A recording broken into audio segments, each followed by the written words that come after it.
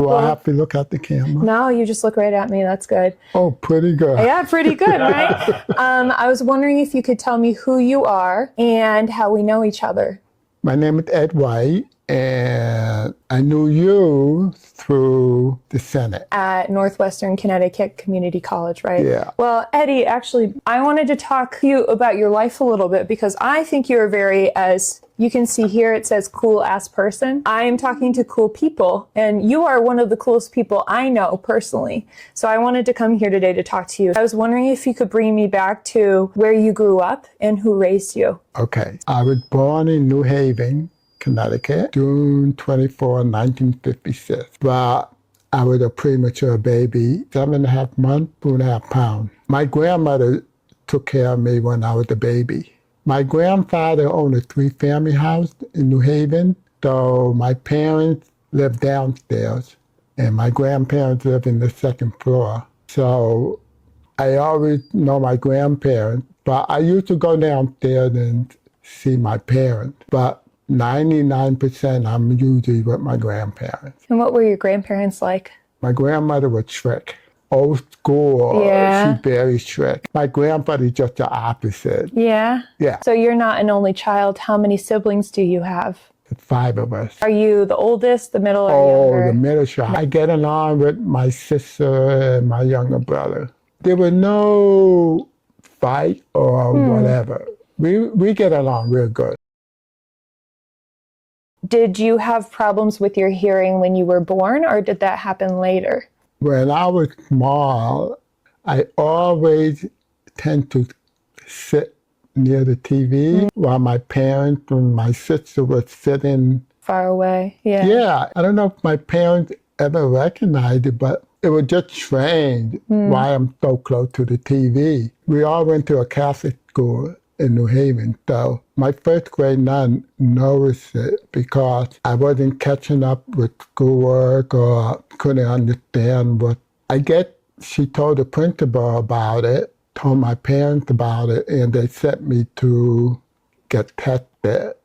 I freaked out because they put wire in my head. Well, how old were you? Okay, I was like 5. They did a hearing test and they found out that I had hearing loss. Yale bought the property where my grandparents lived, so we had to move out. So we moved to Hamden, and I went to the public school in Hamden. While I was there, one of the principals knew about the school in West Hartford, so he encouraged my parents that it would be a better place for me to go. Now, what school is that? American School for the Deaf. So did you end up going to that school then? Yeah. Okay, and how was that for you? Scary. My parents never explained to me that I was going to live there. I didn't know anything about sign language. I don't know how to communicate. And I was scared. But lucky enough, one of my friends who can talk, I used to hang out with him. And my supervisor was teaching me sign. And then in classroom, I pick up really fast because you communicate every day. Wondering if you could describe to me the personality of this kid right here. You tell me what he was like. Well dressed. Yes, I'll say so, yeah. Very important, I wear a suit. My grandmother makes sure I am spotless. My hair, she makes sure it's combed right. She really glue me up really well. Yeah. Yeah. Oh, you look sharp. Well, other than the suit then, what do you remember being like at that time? Did you have a lot of friends? What were you like?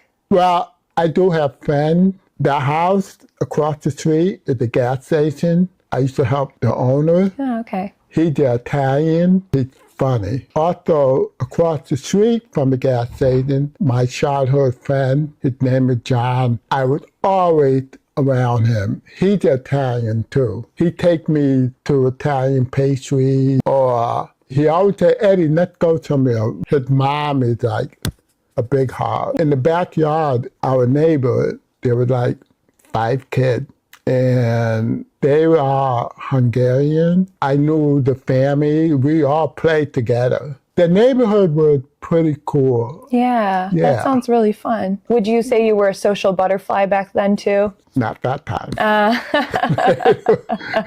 Were you shy? A little bit.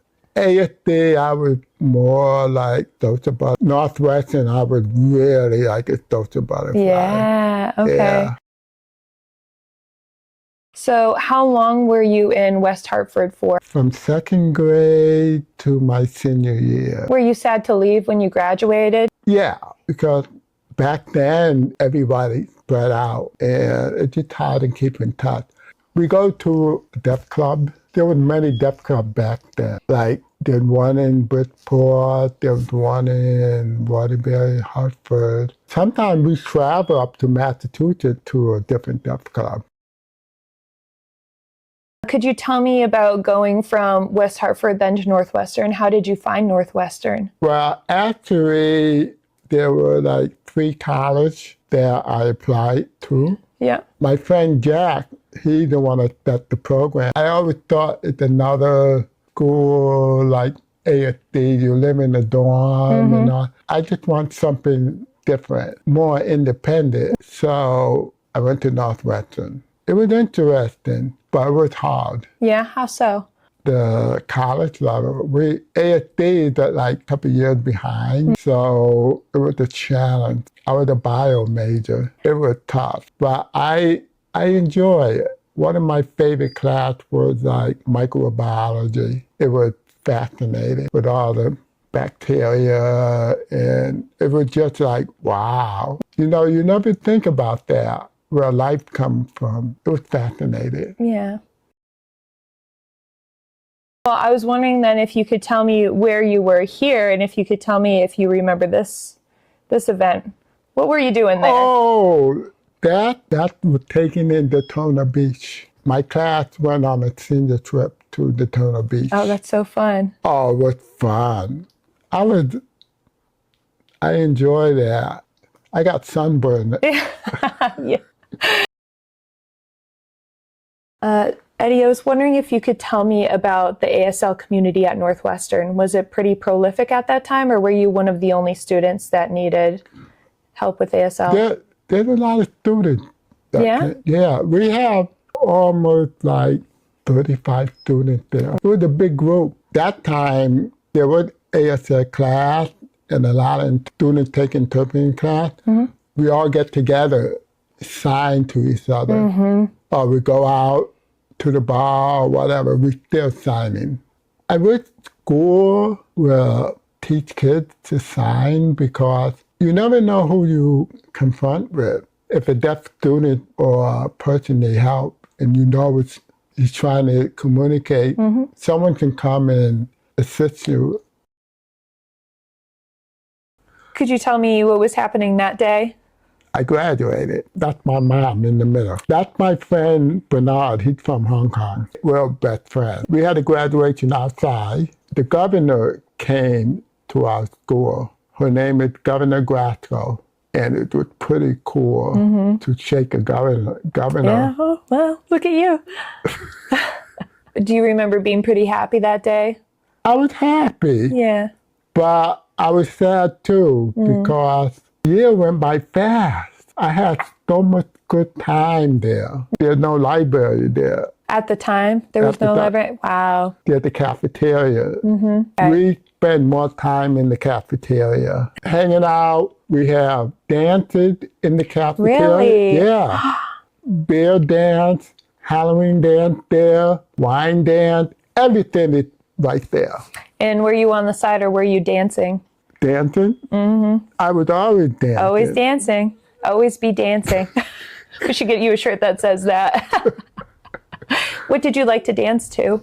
Anything. Yeah. Yeah, I love to dance. When I was at ASD, I used to interpret songs. Some of the girls, the hard of hearing girls or the deaf girls, Eddie, could you interpret that song? And they always want me to dance with me. Cafeteria was a big gathering. All the activities right in the cafeteria. All my friends were very special to me. Like I told you, one of the friends that It's hard of hearing. His name is Glenn. I used to hang out with him because his room was like music. And we used to sit in the room and sit in the big bag Yeah.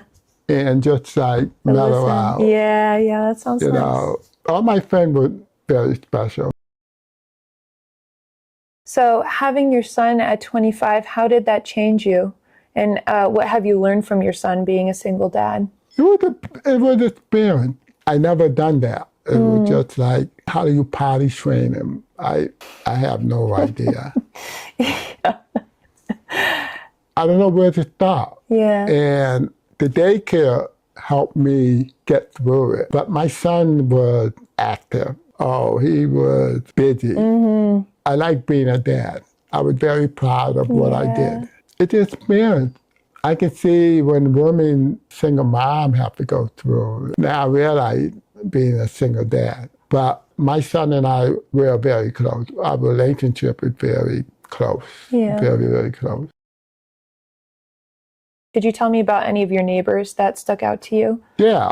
Next door, my neighbor, an older lady, her name is Irma. She knew I couldn't get around, and she usually said, if you need any ride, just call me. And she usually bring me to the store.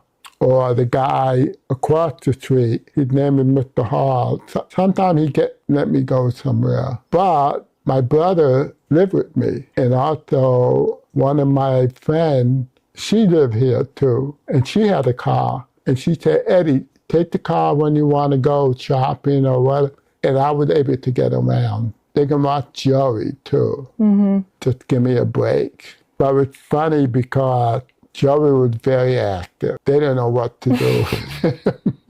I told him to stay with him because he take off easy and he hides too. And he does that to me a lot. Oh, man. Oh, yeah. When we go shopping, he hides under the vegetable bin. Or when we go to the department store, he hides under the clothes bin. And I'm looking all over for him and he think it's funny. No, it wasn't funny. He just had energy. Yeah. He just want to go. I put him in the carriage and he won't stay still. When you go pay for your food, they always have candy on the rack. He keeps grabbing candy and put it in the basket. I keep putting it in the back. You know, it was just like, wow. It never stopped then. No, yeah, it never stopped. There's always something to do, right? Always something to do. Well, Jack used to say I'm like mom and dad at the same time. But he was like growing so fast, you know.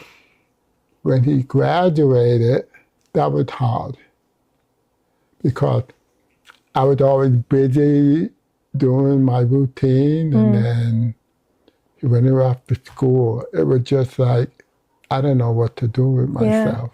Well, it's your buddy. It sounds like too. Yeah.